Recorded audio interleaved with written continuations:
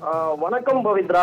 மதுரை மாவட்டம் வாடிப்பட்டி அருகே சரக்கு லாரியின் டயர் வெடித்ததில் லாரி தீப்பிடித்து இருந்ததால் அப்பகுதியில் பெரும் பரபரப்பாக சூழ்நிலை காணப்பட்டது பவித்ரா.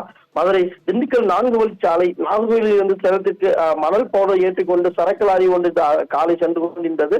இந்த லாரி குலசேகரன்கோட்டை பிரிவில் என்னும் இடத்தில் அந்த திடீரென டயர் வெடித்ததில் டயர் இருக்கும் பகுதியில் தீப்பற்றியது. டயர் எரிந்ததால் டயர் பின்பகுதியாக இருந்த எல்லா பகுதிகளும் எரிய தொடங்கியது. இதனால் மலமளவென தீ எரிய தொடங்கியது பவித்ரா. இந்த நிலையில் ஏன்னா 4 வழிச்சாலையில் ஓரத்தில் இந்த லாரியை நிறுத்திவிட்டு டிரைவர் இறங்கிய நிலையில் தீ மலமளவென இறங்கியதால் உடனடியாக போக்குவரத்து நிறுத்தப்பட்டது 2 புறமும். ஏன்னா 4 வழிச்சாலை எண்ணற்ற வாகனங்கள் செல்லக்கூடிய திண்டுக்கல் 4 வழிச்சாலையில் எண்ணற்ற வாகனங்கள் செல்லக்கூடிய வகையில் இந்த லாரி தீயை அடித்து தொடர்ந்து அந்த பகுதியில் போக்குவரத்து நிறுத்தப்பட்டது. முறையா லாரி நிறுத்திவிட்டு தீயணைப்பு துறையினருக்கு லாரியின் ஓட்டுநர் தகவல் கொடுத்ததை அடுத்து சம்பவத்திற்கு வந்த வாடிப்பட்டி தீயணைப்பு மீட்பு படையினர் சுமார் 1 மணி நேரம் போராடி தீயை அணைத்தனர் பவித்ரா. இந்த நிலையில் உடனடியாக அங்கிருந்த மீட்பு படையினர் தீயை அணைத்து உடனடியாக லாரியின் முன்பகுதி எரியாததால் பின்புறம் மட்டும்தான் எரிந்துள்ளது. இது தொடர்பாக வாடிப்பட்டி காவல்துறையினர் விசாரணை மேற்கொண்டு வருகின்றனர்.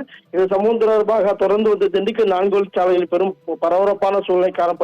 தொடர்ந்து லாரி மலமளவென எரியும் காட்சிகள் அனைவரையும் ஒரு பதட்டத்தை ஏற்படுத்தும் வகையில் தான் அந்த வீடியோ காட்சியிலும் அமைந்துள்ளது பவித்ரா.